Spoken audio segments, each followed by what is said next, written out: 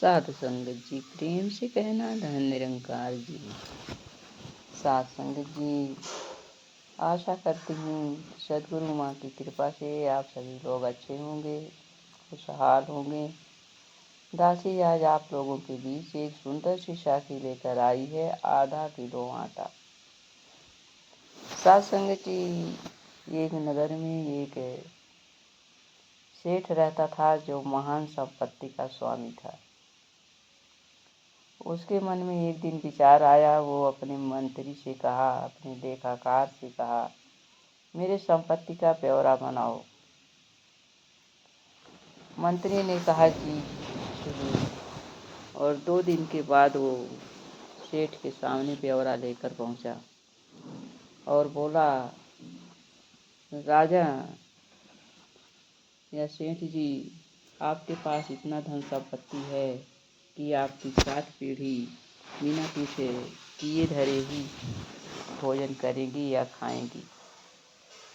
सेठ को चिंता हो गई कि मेरी 8वीं पीढ़ी भूखी मरेगी। चिंता के मारे वो जो है भोजन छोड़ दिया, उसको भूख नहीं लगती थी और धीरे धीरे वो दुबले शरीर वाला हो गया।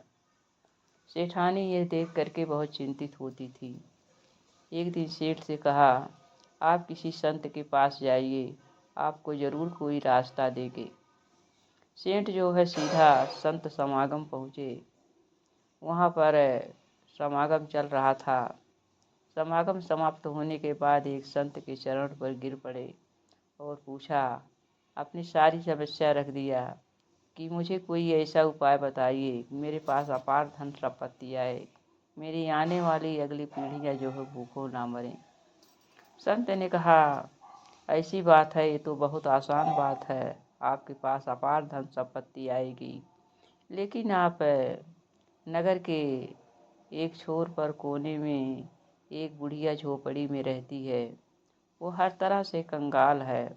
उसके पास कोई कमाने वाला नहीं है और न खुद वो कमाने में समर्थ है। उसके पास जाइए, उसे आधा किलो आटा दीजिए। अगर वो स्वीकार कर लेती है तो आपके पास अपार धन संपत्ति आ जाएगी। सेठ ने सोचा, ये तो बहुत आसान तरीका मिल गया। फिर फौरन वो संत को नमस्कार करके अपने घर आया और मंत्री के सामने बात रखा। फिर 1 कुंतल आटा लेकर के वो जो है उस बुढ़िया के पास पहुंचा। बुढ़िया से आग्रह करने लगा कि माते ये आटा रख लीजिए। बुढ़िया ने कहा, नहीं, मेरे पास खाने को है, मुझे आटा नहीं चाहिए। बहुत आग्रह करने पर भी बुढ़िया तैयार नहीं हुई। फिर उसने कहा, अच्छा, आधा किलो आटा रख लीजिए। फिर बुढ़िया ने कहा, मेरे पास आज के लिए आधा किलो आटा है।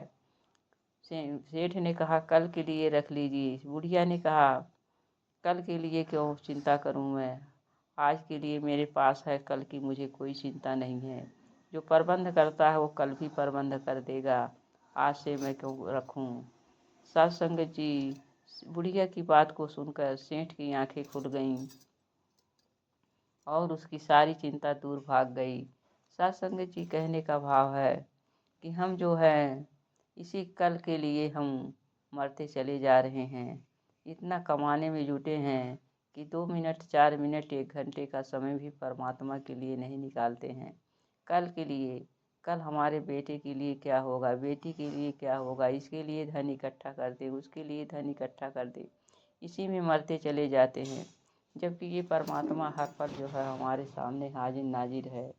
कहा गया है, अजगर करे न चाकरी, पंछी करे न काम, दास मलूका कह गए जो सबके दाता राम।